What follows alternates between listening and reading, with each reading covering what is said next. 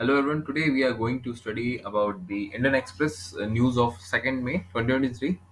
Some little interesting facts. It is World Asthma Day and National School Nursery Day. All right. It is also International Harry Potter Day and Baby Day. So, gentlemen, let's move ahead and study the newspaper. Now, here it is. Uh, now, there is a in Mumbai. There is India's first undersea tunnel to be opening in November. All right, this is the tunnel, and here it is. It will be around the Arabian Sea, in between the Priyadarshini Park and Girgaon. All right, and around 10 kilometer, 1 kilometer stretch area will be under the sea. It will be of 17 to 20 meters of depth and 2 kilometers total length of each tunnel. All right, and now India's first undersea twin tunnel in South Mumbai are close to completion. Open in November, start near Girgaon, ahead of Marine Drive, extended north under the Arabian Sea, Girgaon, Chowpatty, and Malabar Hill, and end beach candies. Beach candies, Priyadarshini Park. Now, Mumbai Coast Road project being built by the Brihm Mumbai Municipal Corporation, linking Marine Drives to Bandra, Worli Sea Link. That means from Marine Drive to Bandra, it will be that area, and it will cut off the present 45 minutes distance to 10 minutes only. All right, there will be six cross passages inside the tunnel. That means total six cross passages will be there, four for the pedestrian and two for the motorist. All right, each tunnel has three lanes. That means each tunnel will be having three lanes, and the use of large level boring machine (TBM) in the history of India. It is the largest boring machine used in the history of India, and it is named under the Mavala in honor of Shivaji, warfare expert in Koli and Kumbi community. All right, uh, the name was Malava in the honor of Shivaji's warfare expert from Koli and Kumbi. All right, let's move forward and.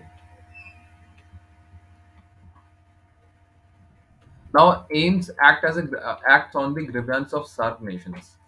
That means the Nepalese president Ramcharan Paudel is admitted in AIMS for his shortness of breath, and as AIMS earlier had the UHID number, unique health identification number, and because of this, it is a number which is formed by the Aadhaar linkage. Now, if people who are not having UHID number or doesn't have the Aadhaar directly, they won't be able to have some their checkup could not be done at AIMS. So what they did that what Indian government did that those who don't doesn't have possession of UHID number, they can also get an checkup if they have valid documents, including passport and ID card from their home countries. All right. So UHID as the UHID is unique health identification number, and it was generated by the Aadhaar card. It was a 14-digit number, and it is recently pushed by Abha ID, which is generated with Aadhaar card. All right, and foreign nations have been facing difficulties in getting themselves registered. So, move to eight SAARC nations followed requests by Nepalese embassies in the wake of complaint received by its citizen of being asked for Abha IDs at registration counters. Now, push was being given to Abha ID due to which non-Indians were unable to get themselves registered. All right. So, for SAARC nations now seemingly registered with as a UHID number will be given to them to furnish the recent if they have the UHID number, so they are not required for ABHA number. All right, ABHA ID number is not required for the SAARC nations or the foreign dignitaries if they have UHID number along with their documentations and passport size and ID cards of their home countries. They won't be facing any kind of trouble. All right. Now, summer action plan is there for Delhi. If we Summer action plan is so-called summer action plan because it is completely anti pollution plan, in which mechanical road sweeper, that means machines having some mechanical road sweeper, along with water sprinklers and along with the anti-smoke guns. These three are the features which will be adding to the action plan of Delhi. All right, and there will be efforts to stop the fires in land fires, and there will be on-ground monitoring of open burning of garbage. All right, and there will be plantation of 72 lakh saplings to increase the green cover, along with 400 workshop of urban farming, 7 city forests to upcoming. Now, what they should do, that there should be some surveillance system. So if even if you plant 72 lakh saplings, and still it will be no use because of the current condition of Delhi. So there should be proper channels through which these saplings can be taken care of. Now there is total 14 points number of action plan to tackle the pollution in Delhi. Though the pollution is still not there in Delhi because of the western disturbance at the central Pakistan, as we have discussed on previous newspaper, and due to which there is the air quality index of India was especially in Delhi has been better, but it is for longer and it is not no good. All right, so the government has decided identified the 13 hotspots to find the pollutions and curb their solutions. All right, Delhi's air quality pollution was reduced by 30% by from 2016 to 2023. AQ days have decreased from 26 in 2016 to 6 in 2020. All right, and now reason for pollution in both summer and winters are different. That means pollution in winter is different, pollution in summer is different. Now in winters it is mostly the change of air weather, subtle burning, vehicle emissions, burning of crackers, and open burning. All right, these are the responsible of things in the winter, and in summer it is because of fire at land fire sites and trees plants. That means both are responsible. All right, humans are responsible everywhere. In winter, basically because of the change of air weather, subtle burning, vehicle emission, and part of crackers and open burning means now in winters both the earth and as well as the humans are responsible, but in summer it is only the humans which are responsible for it. And dust is also one of the key reason for the air pollution. All right, and as I've already told, the mechanical road sweeper machines and water sprinklers along with anti-smoke guns will be there, and a new policy to deal with the industrial waste management, to collect and scientifically dispose of industrial waste. That means new ways of disposal of industrial waste is will be there on the consent of the scientists.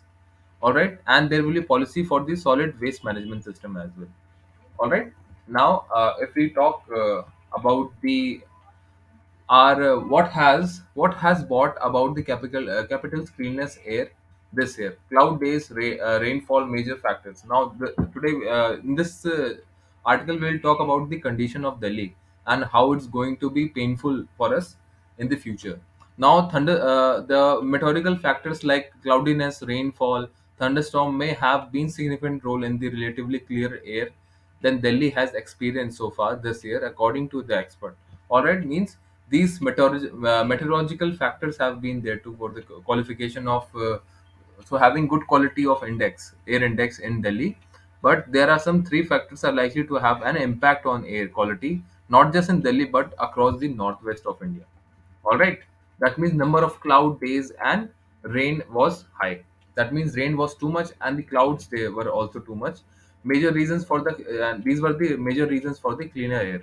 And number of cloud days, spells of rain, and frequent thunderstorms were also the reason.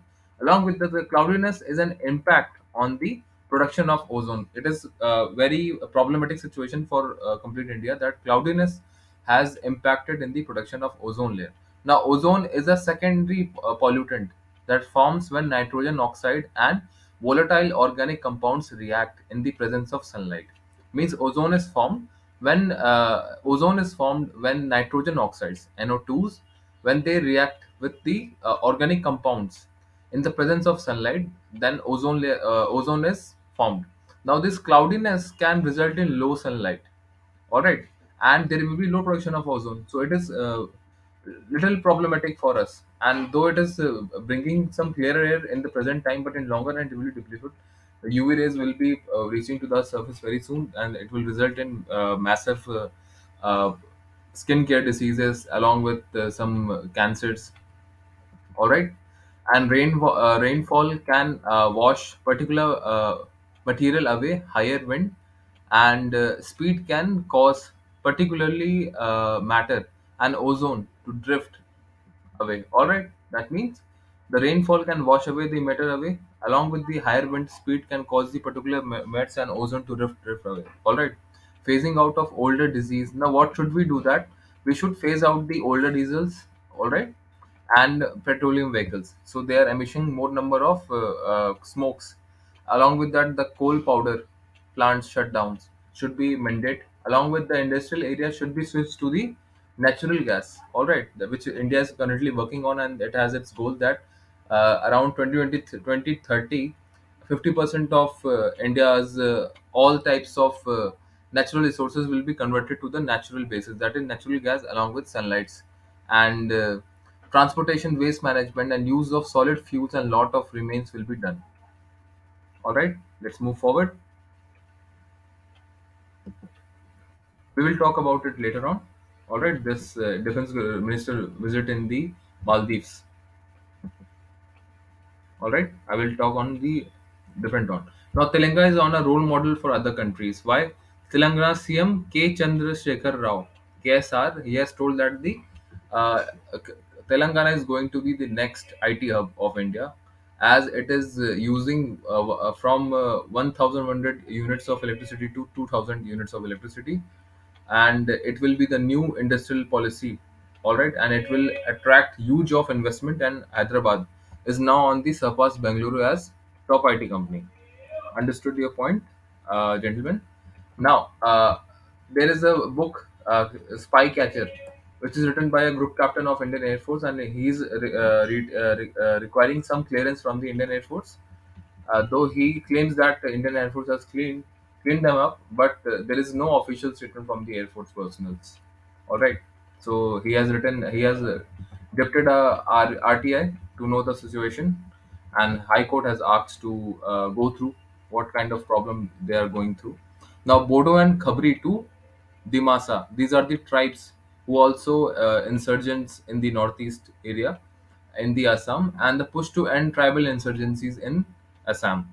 All right, a peace settlement with Dimas National Liberal Army (DLA) happened, and the core demand of most of these groups, means all of these groups are demand are same, to have a a separate statehoodness. That's all. And the core demand of these most of the groups have been greater political autonomous primarily through the statehood demand. Now, 15 recognized tribes in the autonomous district of Kabri, Angong, and North Kochar Hill, and 14 recognized tribe in the rest of the state. Major tribes are Bodo, that is 35%, and Mishing 17.52%, Khabri 11.1%, Rabha in 7.6, Sonowal, Kanchi in 6.5, Lalung 7.2, Garo 4.2, Dimasa 3.2. All right. Now, violent movement for the autonomy has been carried out by the Bodo groups, and there have also been Khabri and Dimas group earlier. All right. Now, Bodo, the three accord have been signed with the military group, militant group, 1993, 2003, and 2020, and their demand for the separate Bodo state, which they have emerged in 1960s, and it gets strength through the All Bodo Student Union, and paved the way for the Bodo land, and they demanded a separate state, and Bodo Liberal Tigers. All right.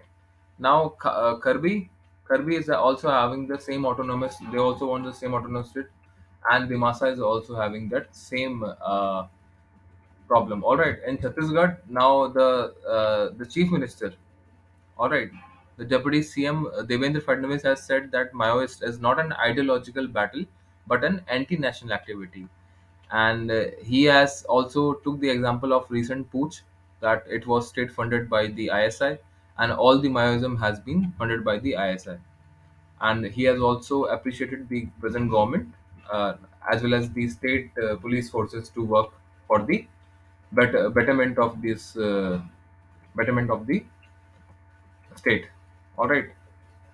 Now let's see the timing what we are dealing with presently. 40 minutes have been there. All right.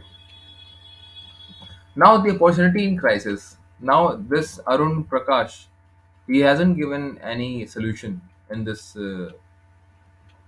complete article, though he has listed out, giving a direction is no good if there is no solution. This is my ideology for the Arun Prakash. The Ukraine crisis underlined need for India to shed dependency on military hardware import. Now, what he has done. Now, Ukraine is a key contributor of grain, edible oil, and fertilizers to the world supply. All right, means Ukraine has been a greater hand in supplying the fertilizers and edible oil. Now, China and Russia is a major exporter of natural gases and crude oil. All right, and shortage means both China and Russia both are exporting a large number of natural gases and crude oil, and shortage of these items are leading to falling stock markets, rising prices, public discourse, and even political upheaval. Means if there is any kind of shortage in natural gases or the crude oil, there will be falling of stocks and rising of prices. That means inflation and discontentment and even political rivalries will be happening taking place. And when both Russia as well as Ukraine they met for the conflict, there was a widespread of collateral damage in them. All right, now put an argument that Ukraine national does not exist, but it is an individual part of Russian history, culture, and spiritual space. What the Putin has said. Putin said that Ukraine is part of Russia and we are not going to leave it. The same policy which have China also in the South China Sea, the nine dash lines, and it is also occupying the Aksai Chin, all right, and the some parts of Arunachal Pradesh. So it will be having the same ideology. Now Putin accuses the US and Europe for the bad faith and sitting for the accusation given by Vorit Goebbels that NATO would advance not an inch eastward. All right. Now, 10 former Warsaw Pact members with Finland and latest entrant NATO is now 31st strong, and Russian feels truly concerned. Along with the conflict had posed a dilemma for New Delhi as well, which remained the engaged with Russia as well as China in BRICS format as well as in Shanghai Cooperation Organization. Now, India is part of BRICS as well as the Shanghai Cooperation Group organization, and in which both Russia and China are there. So it will be little problematic for the Indian perspective as well, and the growing by seeing the growing relationship between the China as well as the Russia. Now, which also partnering with US in Quad and Malabar grouping. All right, and India is also part of the US in the and US in the Quad in the Malabar grouping as well. All right, and India is simultaneously holding the presidencies of both G20 as well as the SCO summit.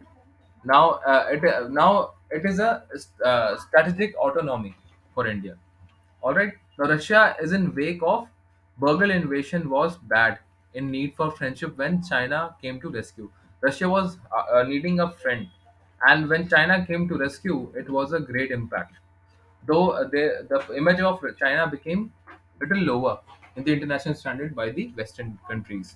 Now, Pooch ambush shows that despite meeting ongoing domestic crisis, the Pakistan Army ISI combined remain under and persistent with cross-border terrorism.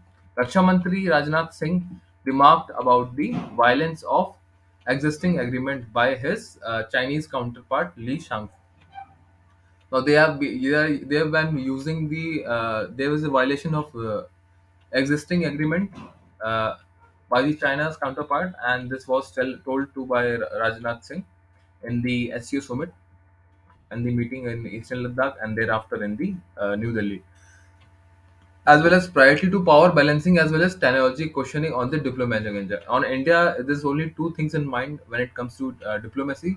That is priority to the power balancing is very important. Power cannot be given to one specific country. All right. Along with that, technology acquisition is also important, through which India is working with the US. Now, Quad and Malabar exercise, whose membership include Japan and Australia, are a manifestation for coverage of US and Indian strategic interest. While China frequent intimatory message of Quad indicates that it sees the grouping as potential impedance to the Grand Plan and the Quad members. That means China is thinking that Quad is nothing but a Asian NATO. All right. A Quad meeting go to the great lengths to emphasize the grouping has no security implication and it is not an Asian NATO. Now, in September 2021, Australia, the UK, and the US announced the formation of a trilateral security pact. Means they met through an trilateral security pact, that is UK, USA, and the Australia. All right, they have met through an a formation of a trilateral security pact known as AUKUS, and under which the US and Britain, apart from sharing many advanced technology with Australia, would also assist in acquiring a nuclear attack submarine. That means Australia will be having a nuclear submarine, uh, or the SSN force. All right, and it will also be sharing some advanced technologies with Australia, and US and UK's SSN in Australia project SSN AUKUS envises the training Australian crew in the nuclear operation. That was the training of Australian crew will be done by the both the UK and USA.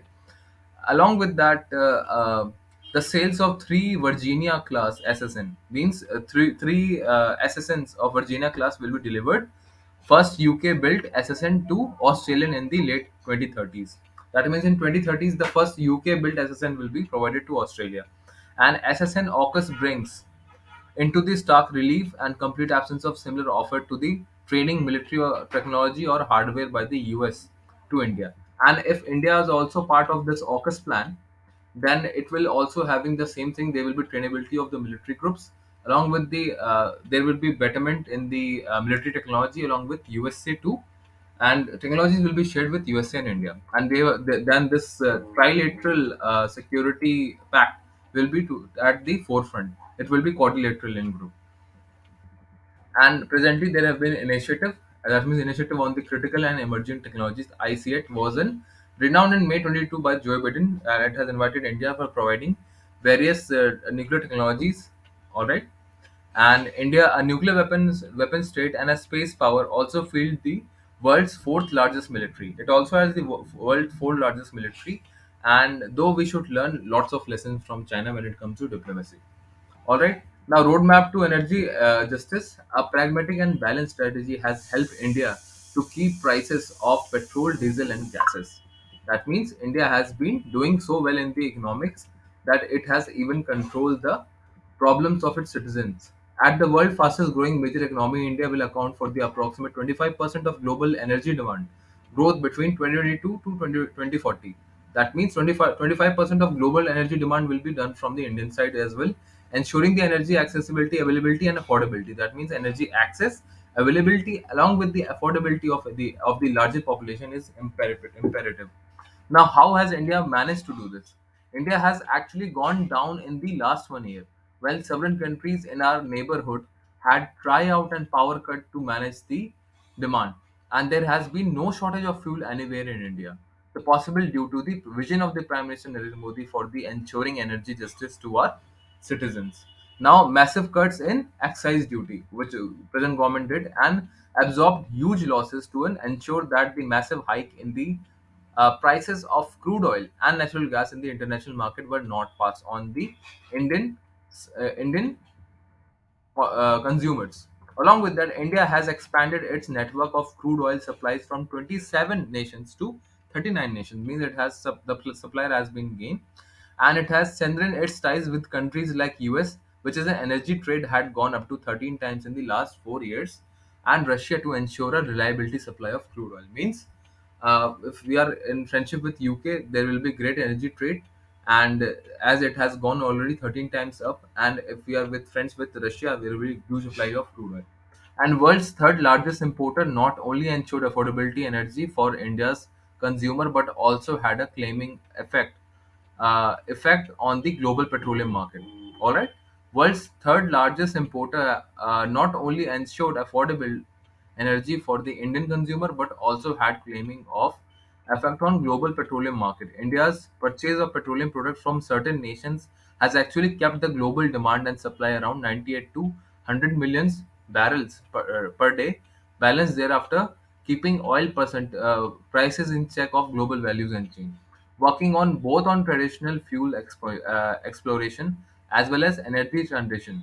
All right, and by 2025, India wants to boost its not geographical area under the exploration for 8%, that is to 15%, and also reduce the inhabitation no-go area to our exclusive economic zone by 99%, recently 1 million square kilometers for exploration, becoming net zero in emission by 2070. That means India is on a verge to become a net zero emission country by 2017 and cutting down the emission by 1 million ton by end of 2030. That means uh, it is going to cut down its emission term by the 2030 by 1 million. All right, by 2017 it will be zero emission country, and by 2030 it is going to cut down 1 millions of ton of emission.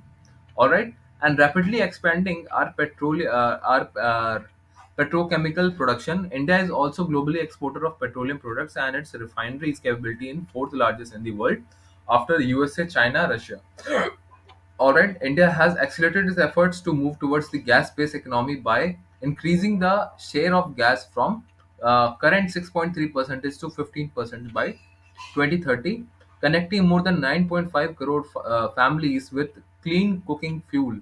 In the past 9 years, PNG connection have increased from 22 lakhs to 1 crore by 2030, and the number of CNG stations in India had gone from 938 to 4,900. That means around 5,000. And since 2014, India has increased the length of its gas pipelines network for around 14,700 kilometers to 22,000. Now, India took a giant stride in her biofuel revolution by launching the E20. That means 20% of ethanol blended gasoline. All right.